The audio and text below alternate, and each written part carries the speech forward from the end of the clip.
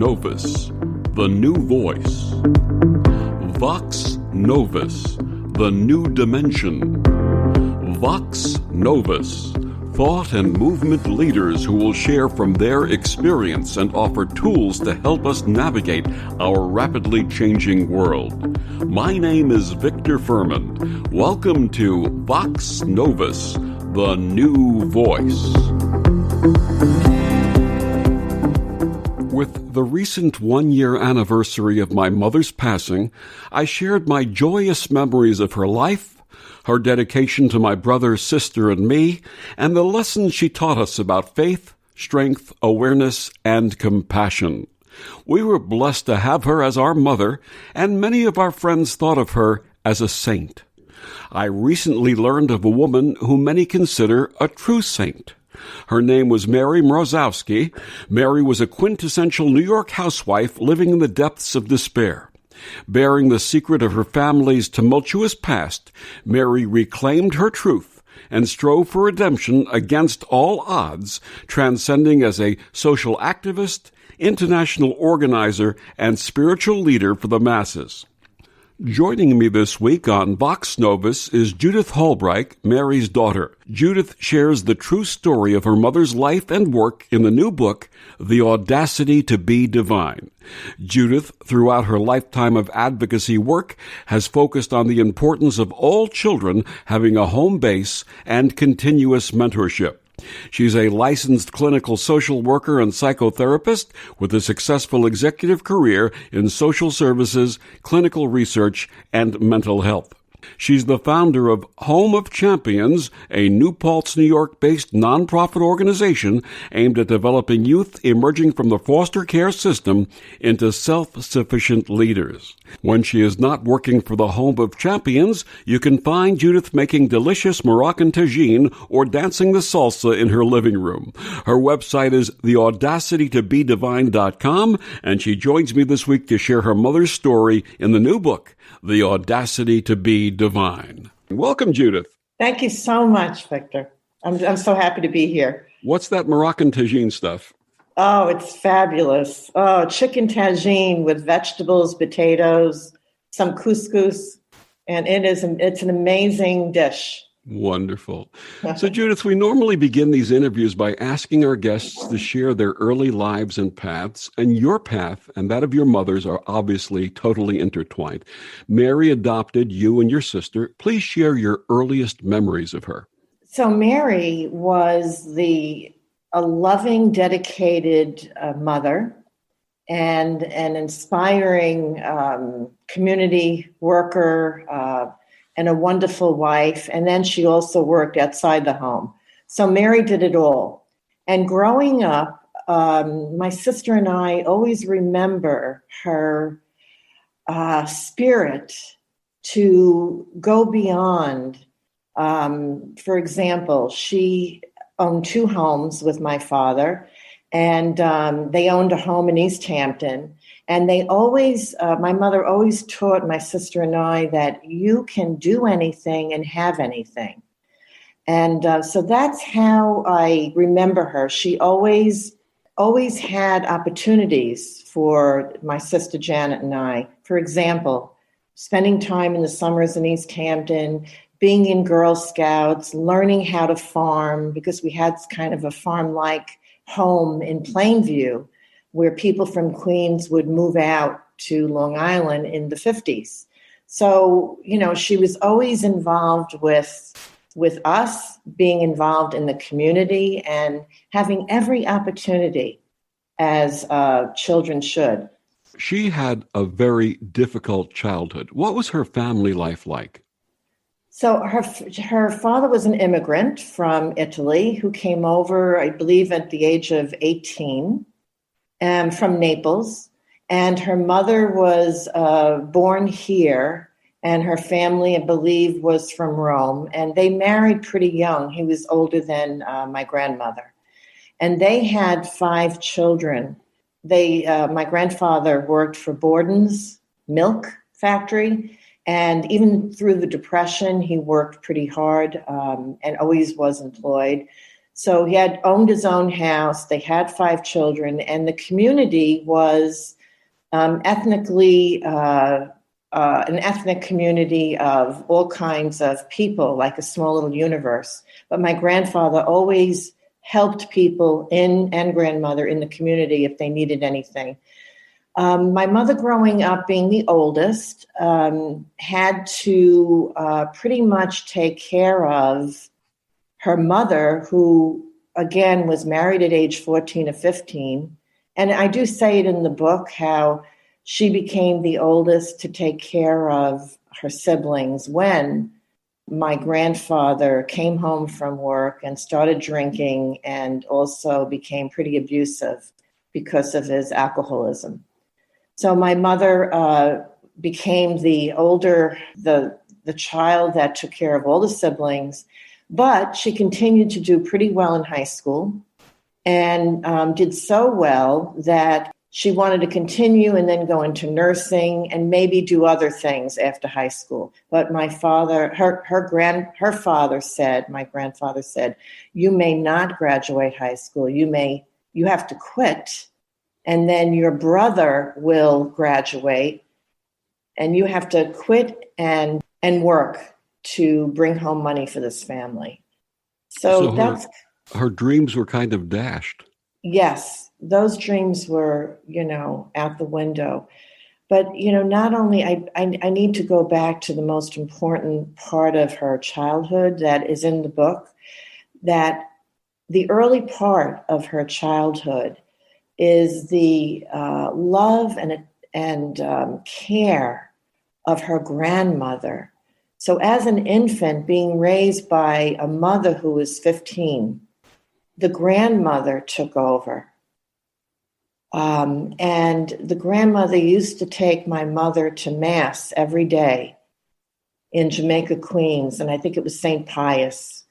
And they would walk, as a little girl, 3 years old, they would walk to the church. And it was very important that she be with my grandmother because of that, early spiritual connection. Because the grandmother played a very, very important part in her spiritual beginnings. Because of the havoc at home, the young mother who, was emotionally young, and then her father who was an alcoholic, who actually kept his job and kept his home. But so my mother really became quite attached to my grandmother, such that she wanted to, right during her communion, my mother's communion in the Catholic Church's communion, she came home from that ceremony and told the family that she wanted to be a nun. And that's how significant my grandmother's influence was on my mother. So the whole family laughed. They thought she was ridiculous, that she wanted to be a nun. And when my grandmother died soon after that, I described it in the book, how her heart and her soul was so tormented and she was so lonely because this woman, this grandmother, this spiritual person in her life has left. And there was really no other mentor at home. So at the age of 10, she felt abandoned. So she grew up and got married. What was her life like before her spiritual reawakening? Well, she married a neighborhood boy who my father was completely. My mother had, from what I was told, many men after her. She was just a beautiful looking woman and smart and an entrepreneur, even in her teens. So a lot of men were at the door. My grandfather used to tell me that they were knocking at the door to see Mary. But she fell in love with this good-looking. I can describe him as like a Robert Mitchum with blonde hair and blue eyes. He was so good-looking that girls would look at him and then just stare And it was very embarrassing growing up, having this father who was this like movie star man. But so she married, dating him at age 15. They got married in their young 20s. And they lived in Queens in the same, actually they got married, lived there for a while in Jamaica Avenue, near Jamaica Avenue, and then moved out to Baisley Park. My mother could not have children because, and again, it's described in the book, she thought she was pregnant and she was actually developing some kind of tumor that she found out, and it wasn't a pregnancy. So the doctor that actually took the tumor out took all of her organs out. So therefore she couldn't conceive ever. So my father and she decided that they would adopt. And she adopted you and your sister at what age? Yes, so she adopted a friend. She worked at Gertz during her marriage, and there was a woman there, Helen, who knew of my mother's situation and said, I know somebody that needs a place to stay. A family, an Italian family, there were some issues with the family, and the woman had to leave. So my mother took her in and then later adopted me, right after. So she took care of my mother and in the home during her pregnancy.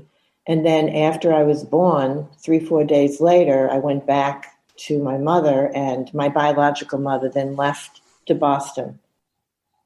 So here she is again, having this baby, and she prayed so many times in so many ways and all the novenas to have a baby. And then here I show up with my biological mother. Then my biological mother just goes to Boston, and they can't find her for 2 years. And then finally she came back to surrender the papers to Mary. In the interim, she filed papers to adopt with Catholic Home Bureau. And then my sister came to us 3 years later from the Catholic organization. So here she had 2 daughters. And then they went back to Jamaica to live in her father's home until they moved to Long Island. She and your father divorced at a time when divorce was denounced by the Catholic Church. How did she approach this and share the news with you and your sister? Well, she actually didn't share it with us. My father came, my parents had difficulties in their marriage towards my 10th, 11th year, 13th, and my sister was 10 then. And we knew that they were having arguments. It's always about their differences. My mother always looked ahead, and she was a very business savvy person, where my father was very conservative. So they always had these arguments. Then they were separated for a while, and we did have hopes that they would get back. And then on Christmas Eve, my father's lawyer came to the front door and served papers for divorce. Did she lose her faith? Yes, she actually lost her faith prior to that, because she may have, this is a very important fact, that what she knew later on in her life, I think it would have helped her through the marriage. So it was a very superficial kind of religion. Growing up, we had to go to church, and she would drop us off at the church and never come in. And we had to receive the sacraments, but she would stay outside and drop us in church. So I think that it was there laying dormant. But when the divorce came, that's when she retrieved to the basement of our home, like the catacombs. It was a very dark period on one side, but on the other side, that's where she learned and read while she was ironing to keep our house and extra income. She was ironing in the basement for the community of Plainview. And she would give us some jobs too, so we would make some money. But she read the lives of the saints in this dark cave, in this basement. And I believe that's where it began. So the connection with my grandmother and then losing it, because she said during marriage, she was very disappointed about marriage and what it was about. So there was a disconnect with her faith because she was so disappointed. She was so disappointed in marriage. She was so disappointed in the doctor that, took her organs out, basically. All her ovaries and everything else, because he was a drug addict, and disappointed in that, and disappointment in just what she expected in life. So But she's in that basement and she's reading these books, and yes, it's almost like the dark night of the soul, and then a reemergence took yes, place. What happened? It is. So she came to my sister and I and said, do you think I should go to this retreat by Sister Thelma Hall in Ronkonkoma? Now, Thelma Hall was also writing, and she's a prolific writer in prayer and contemplative prayer. And do you think I should go? And my sister and I begged her to go, and it was $15. And she said, should I? And so we said, yes, you need to go to this. And that was the beginning. And tell us about the group that she founded for divorced and separated Catholics. Well, she founded this group, and that was a time where the story of her transformation and being a Catholic divorcee. So during that time, it was the Catholic divorcees on Long Island and in the nation, they weren't accepted. And she said, this is ridiculous because we need to have acceptance in our community and love. And so she started this group with other people, and she actually founded the Divorced Separated Catholics on Long Island. And I don't know whether it was happening nationally, but I believe that she actually started it. I remember, because I remember saying to her in the 70s, I'm afraid that the church will, excommunicate you. And she said, well, I'm already excommunicated. I'm divorced. So yeah, she started that. And then that's how this developed. What did she find that group brought to her? What did she learn in that work? I think witnessing her internal spiritual journey, which I did, and becoming alienated kind of from the Catholic Church, she realized that we need to live by our conviction, and we need to live by the truth. And that was what she learned.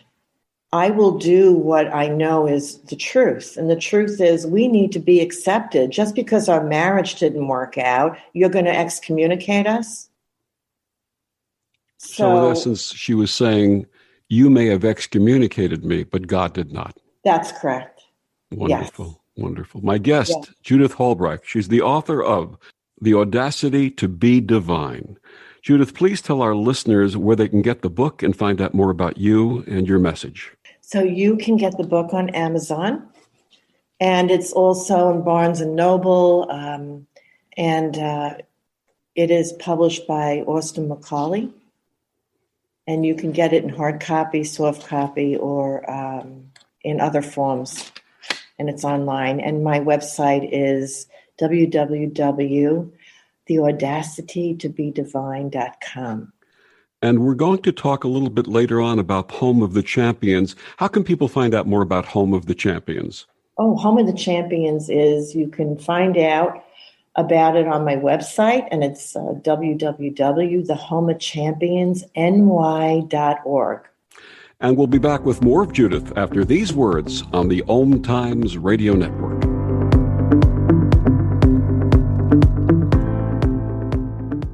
The best of the holistic, spiritual, and conscious world. OMTimes Radio. IOM FM. OMTimes Magazine is one of the leading online content providers of positivity, wellness, and personal empowerment. A philanthropic organization. Their net proceeds are funneled to support worldwide charity initiatives via Humanity Healing International. Through their commitment to creating community and providing conscious content, they aspire to uplift humanity on a global scale. OMTimes, co-creating a more conscious lifestyle. Hello, I'm Sandy Sedgbeer, host of OMTimes Magazine's flagship radio show, What is Going On? My passion is sifting through information, research, and innovations from new thought teachers, speakers, and researchers pushing back the boundaries of what we know about life, energy, metaphysics, and the universe. I love shifting perceptions about who we are, why we're here, and how quickly impossible becomes normal when we open our minds, expand our awareness, and accept that the only limits that exist are those we place upon ourselves. So if you're the kind of forward-thinking, eager investigator of what lies beyond the current reality that most perceive, why not make a date to come play with me in the field of possibilities at 4 p.m. Pacific Time, 7 p.m. Eastern Time every Thursday, and together we can discover what's really going on. A social distancing tip. While the CDC urges you to avoid close contact, like hugging or shaking hands, there are other non-physical ways to say hello. Wave, wink, use sign language, salute, smile, give the peace sign, throw up an air high five, do jazz hands. Remember, stay a minimum of 6 feet or 2 arms length away from others and stay home if you can. For more info, visit coronavirus.gov. Let's all do our part, because we're all #alone together. Brought to you by the Ad Council. So I'm a cat, and I just moved in with this new human, and she's got this little toy she's always playing with, all day long. Tap, tap, tap, tap, bloop, bloop. She can't put it down. There it is. Oh, and get this. She even talks to it. Last week, she asked it for Chinese, and guess what? Egg rolls showed up. Like magic. Humans have cool toys. A person is the best thing to happen to a shelter pet. Be that person. Adopt. Brought to you by the Ad Council and the ShelterPetProject.org. Look out, world, we're getting strong. The future's here and we belong. She can STEM, she can do more. Like build a rocket and watch it soar. Or clean the oceans and make the world a better place. Oh, she can STEM, so can you. Find a cure, invent something new. There's no challenge in the world that she can't face. She can STEM. Learn more at She Can STEM. A message brought to you by the Ad Council.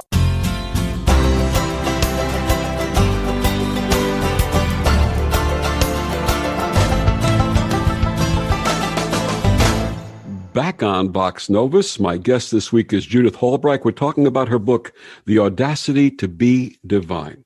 Judith, what is centering or contemplative prayer? Centering prayer is, it's different than meditation. And my experience of it is through my mother and her work, and then also I practice it, is in 15th century prayer where you read scripture and then you go into the meditation. And how does that manifest for you as you're doing it? What is the purpose of reading the scripture before doing the meditation? I think that from my experience,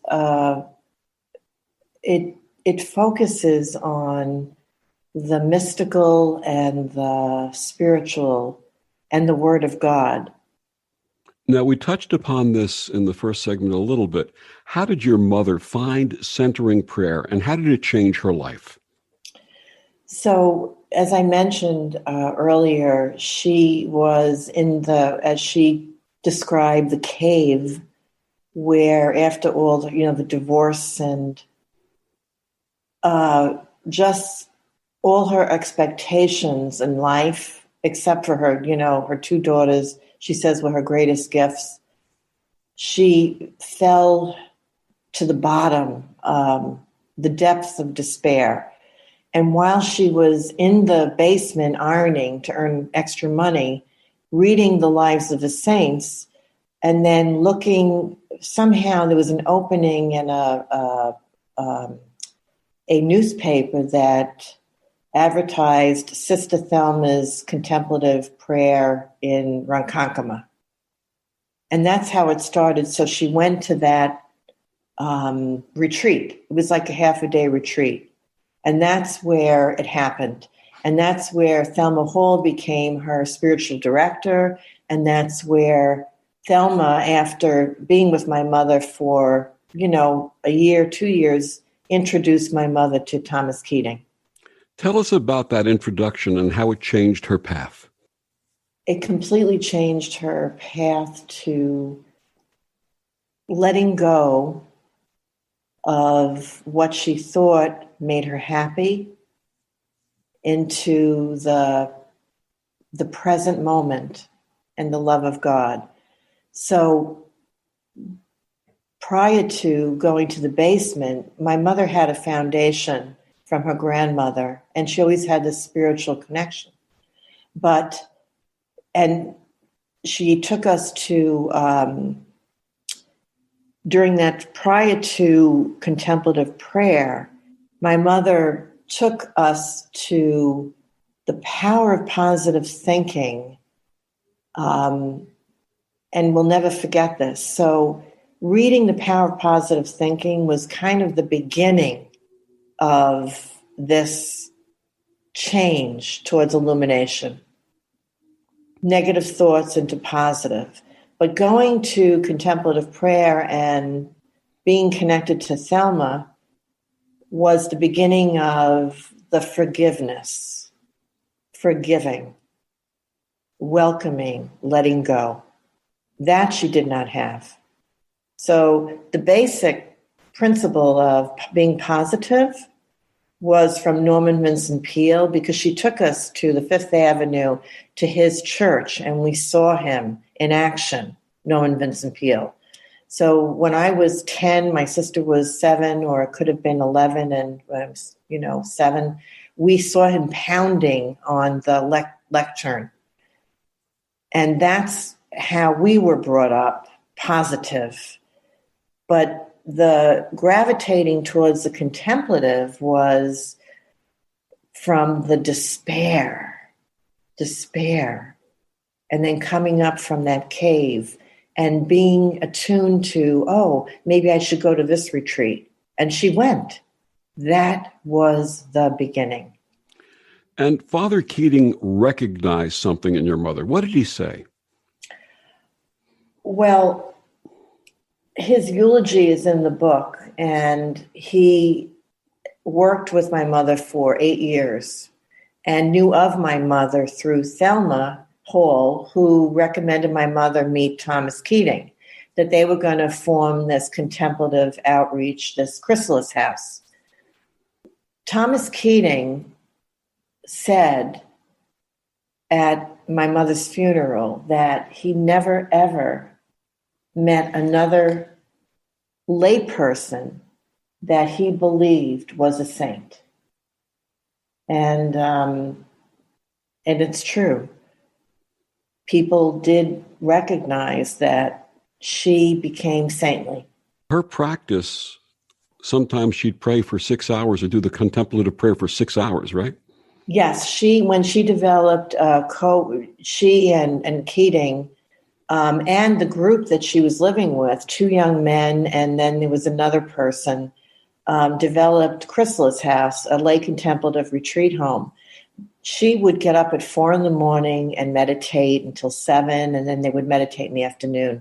So the meditation was just about 6 hours a day, and it completely took her to another space. They developed this, and it took a couple of years, but finally they developed a lay retreat center for lay people. And these people were not nuns or priests, It was my mother, two young men in their 30s, David Frenette, for one, who also writes. He's an author, and two other people. And they developed this retreat home for all of us to attend. The name of the place is Chrysalis House. Chrysalis is the cocoon from which the butterfly emerges. Tell us about the founding of Chrysalis House. Yes, so my mother did a lot of journaling, which was part of a spiritual practice. So journaling every day and finding out, because there are times that people may press your button, or there are people in your own family that you don't know why they're there, but they're there for your spiritual awakening, but you don't realize it. So she would journal. And then she said, well, we've got to find a name. And she created this name of Chrysalis because it is the transformation. And my mother being in the cocoon, in the cave of despair, being penniless, she had to keep her house and her kids in school and college. And so being in the cave, in that cocoon, and then finally coming out through prayer, being present, letting go, forgiving, comes this butterfly. And I found, and she used to tell me that that's how it happened, that she created this name, Chrysalis. So Keating said, that's perfect. Absolutely. How did her work lead to her becoming, along with Father Keating, one of the founders of contemplative outreach?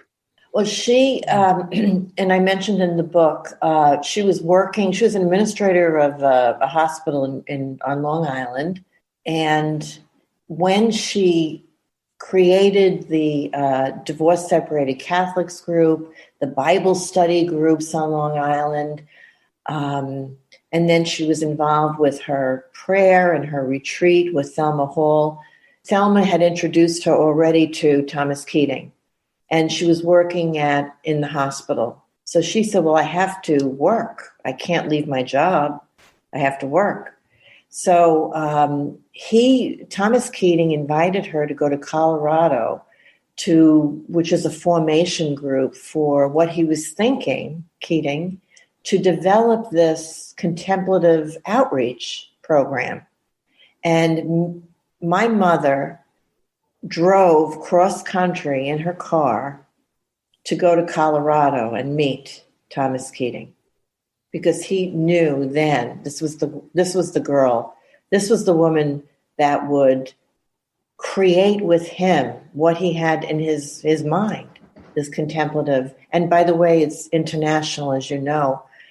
So she met Bob Draper, who said, Mary, if you need to leave your job, I will hire you half the time, work for me. And she did. She worked for him on Long Island for something.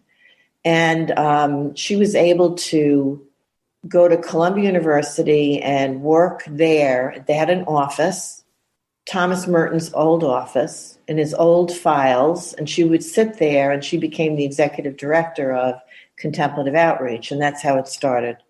That's so wonderful, the fact that that gentleman recognized who she was and what she could do and bring to the world. Yes. And my mother was always grateful.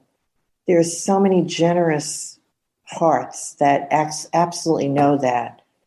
And look what happened. She became a wonderful speaker and thought leader in this movement. Was this a natural extension of who she was? Yes. She was always Mary, always told the truth. That was her prayer. And I've seen some of her presentations on YouTube. She also had a wonderful sense of humor. She did. She was sharp, funny. I remember going on a trip with her. I brought her to Greece with me, and we were on Pyrrhus, which is it's the town right next to the shore. And there were there's a restaurant where they serve you the fish across the street near the water. So they have to run across the street. And next to the table were these Swedish engineers, ship engineers, 14 of them. And they called my mother over, and she had them laughing. They couldn't get over this woman. And she'd do her presentations wearing high heels and big earrings and a red dress. She went to the seminary on Long Island and talked about sexuality. Now, and years ago, that was a no-no. So in the 70s and the 80s, she talked to the seminarians about sexuality in her high heels, and it's okay not to be afraid and not to express yourself. That's wonderful. That is so wonderful. One of her friends, Al Choi, is quoted as saying, "I never thought I'd hear God speak with a Brooklyn accent," which I think is a wonderful, wonderful representation of the way your mom sounded. How did those from other parts of the country and also around the world receive this woman with a Brooklyn accent? Well, she was, in 8 years, she traveled to Central America. She traveled to Mexico. She traveled to England. She traveled all over, and they were astonished, welcomed. And the issue, the point with Mary is that when she spoke that the truth that hit to people in the audience. For example, her lecture in Colorado, after the lecture, a teacher came to her and said, I am so tired of my teaching all these years. I don't know what to do. And Mary would say, well, put your heart back in your work and then you'll know what to do.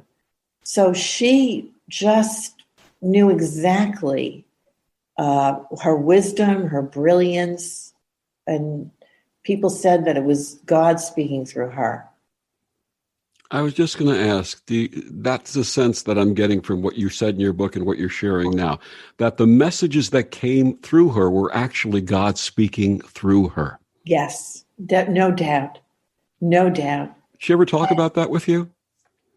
Well, she would share some meditations with me. She did share it. She had a meditation in May before she died in October.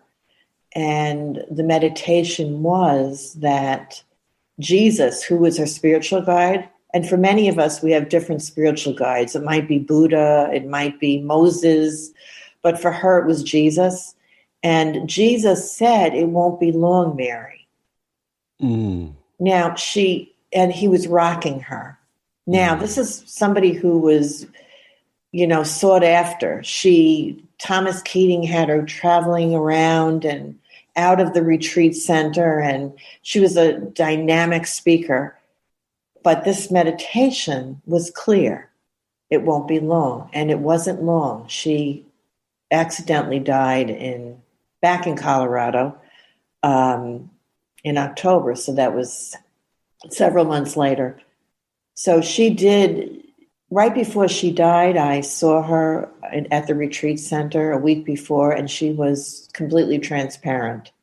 I never, ever, ever saw someone where you could just put your hand through her body. She was totally transparent. She was getting ready. She was getting ready. Wonderful. She was ready. My guest is Judith Halbreich. We're talking about her book, The Audacity to Be Divine. We'll be back with more of Judith after these words on the OMTimes Radio Network. Ascending Hearts is no ordinary dating site, but a spiritual dating site with a purpose, to link you with your soulmate. We engineer the serendipity so you can trust that you will attune with someone that has the same matching vibration as you. Ascending Hearts, the conscious dating site for the spiritually aware. Try Ascending Hearts for free. AscendingHearts.com. Humanity Healing International is a small nonprofit with a big dream. Since 2007, HHI has been working tirelessly to bring help to communities with little or no hope. Our projects are not broad mandates, nor are they overnight solutions, but they bring the reassurance that no one is alone and that someone cares. To learn more, please visit humanityhealing.org. Humanity Healing is where your heart is. A social distancing tip. While the CDC urges you to avoid close contact, like hugging or shaking hands, there are other non-physical ways to say hello. Wave, wink, use sign language, salute, smile, give the peace sign, throw up an air high five, do jazz hands. Remember, stay a minimum of 6 feet or 2 arms length away from others and stay home if you can. For more info, visit coronavirus.gov. Let's all do our part, because we're all #alone together. Brought to you by the Ad Council. Hello, I'm Lisa Berry. Join me every Monday at 1 p.m. Eastern Time for Light on Living. A chance to see new, hear different, and feel more as I shine the spotlight on all the ways to lighten the load of life's challenges. Light on Living is your link to that new way you're looking for, that new understanding that will enhance your life, and that positive connection that will support your growth. So join me, and you'll gain insight and start to see things in a new way that motivates you. Hi, we're the Goo Goo Dolls. We're fortunate that we can give our daughters everything they need to grow and learn. But not every child can focus on classes and play dates. Nearly 13 million kids in the U.S. face hunger. That's 1 in 6. School lunch might be their only meal each day, and it's heartbreaking to imagine any child going to bed hungry. We're dreaming of a perfect day when kids can smile, play, and just be kids without worrying about where their next meal will come from. Feeding America is working to make that perfect day a reality. Each year, the Feeding America network of food banks rescues billions of pounds of good food that would have gone to waste. That food is given to families and children in need. Being a kid should be about doing things that make an ordinary day extraordinary. Learning to play an instrument, building a sandcastle, hosting tea parties. Hunger should never be an obstacle to growing up. You can help end childhood hunger in your community by visiting feedingamerica.org. Brought to you by Feeding America and the Ad Council. Grab a cup of tea or a glass of wine and tune in for Inspired Conversations with publisher Linda Joy on Tuesdays at 2 p.m. Eastern. Linda creates sacred space for leading female luminaries, empowering authors, heart-centered female entrepreneurs, coaches, and healers. A soulful venue where guests openly share the fears and obstacles they've overcome, wisdom and lessons learned, and the personal journey that led them to the transformational work they do in the world. Inspired Conversations to empower you on your path to authentic, soulful living.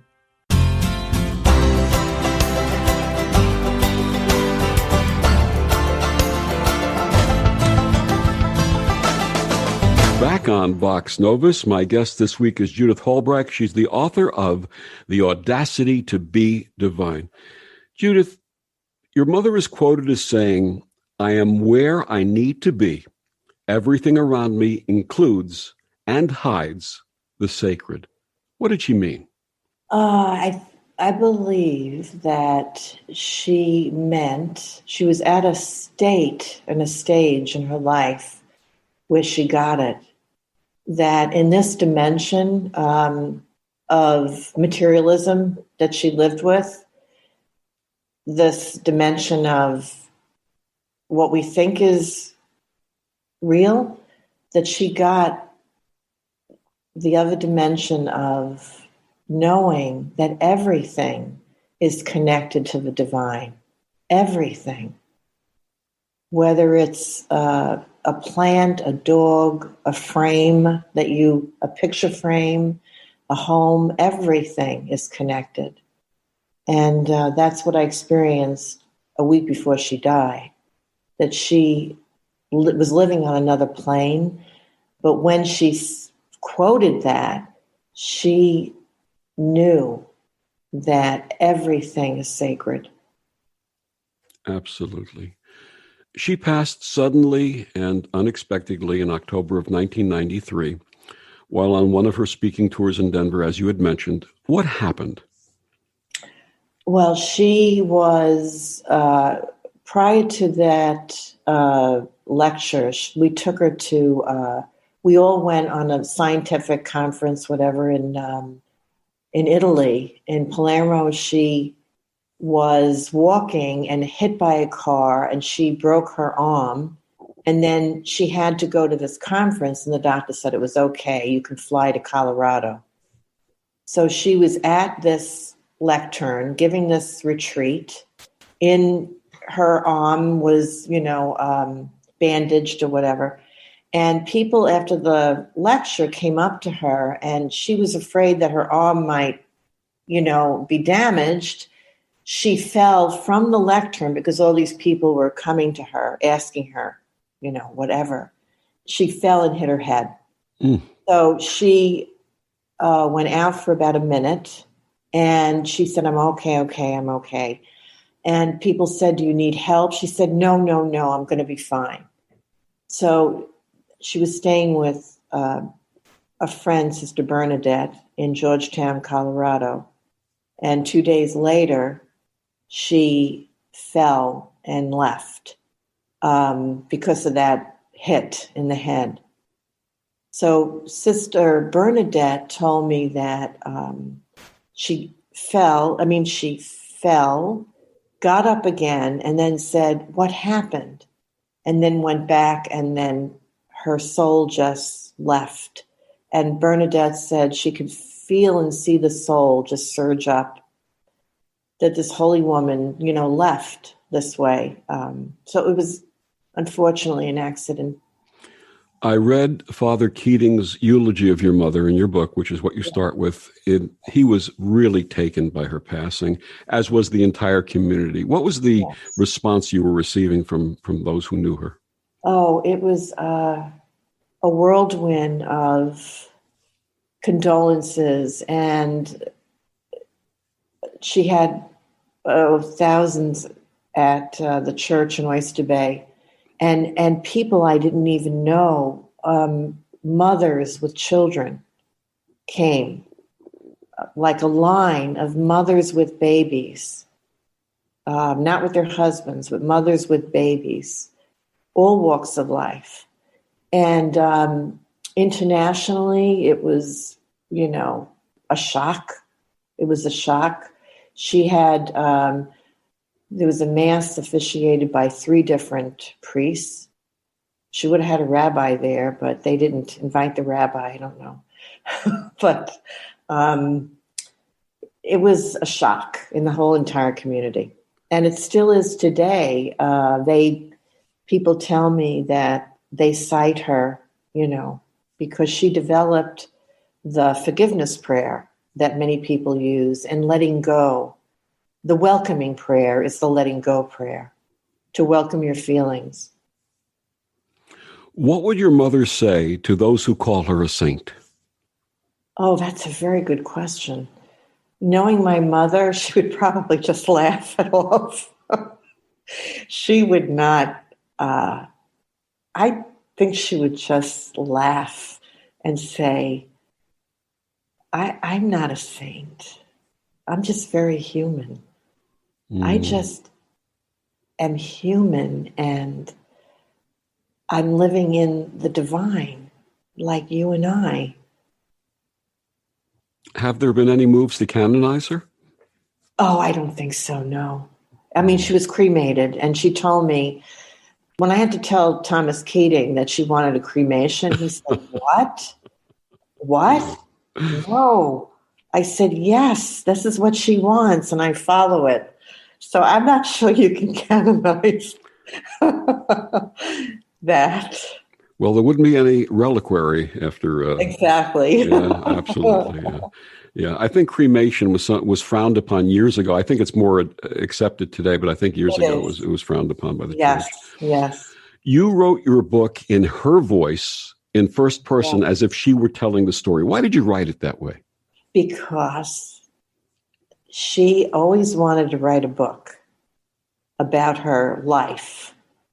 And I'm not a writer. I never even imagined that I could do this. And Thomas Keating and Al Choi at her funeral Al Choi said, you got to write a book about her, and looked at me. And Keating said to me, well, you've got all her work and you know her. You're her daughter. So it took me 20 years because of, working full time and my family, and that I decided that this is her voice through her journals. And a lot of that, most of it, is her private journals, and then just knowing my mother. Yeah, absolutely. Is there a greater need for the presence of women in all types of ministry? Yes, absolutely. There is, I don't see, maybe a few, I don't see anyone like Mary coming out. And don't forget, she had the personification of a protagonist, right? In the backyard swamps of New York suburbs, a woman from Queens struggling out of the boroughs of New York and appealing to suburban, struggling, oppressed women. I don't know of anyone that's come from that who is illuminated and can express it. So my sense is, if you look at a story like Fiddler on the Roof and Toffler, who struggles in the day-to-day life, that's a story we can identify with. But this is a story of Mary that we can identify with. I don't know of too many people like Mary. There are some wonderful mystics, females.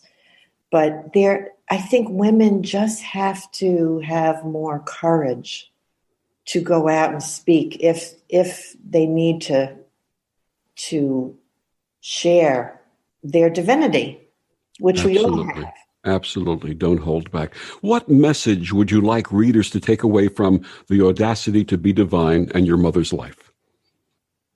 I would like to share that women or anyone can be change agents, even within a frozen establishment, like way back then with the Catholic Church. And that to always speak the truth, because her truth was her prayer.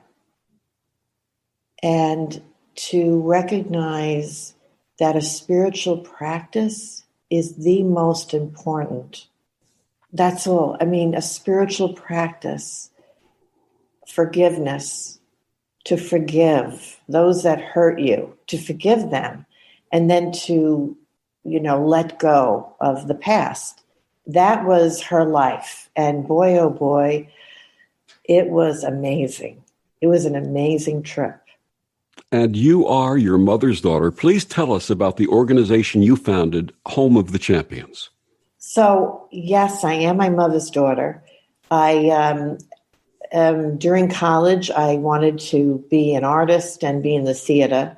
But in my junior year in college, I decided social work was really my path.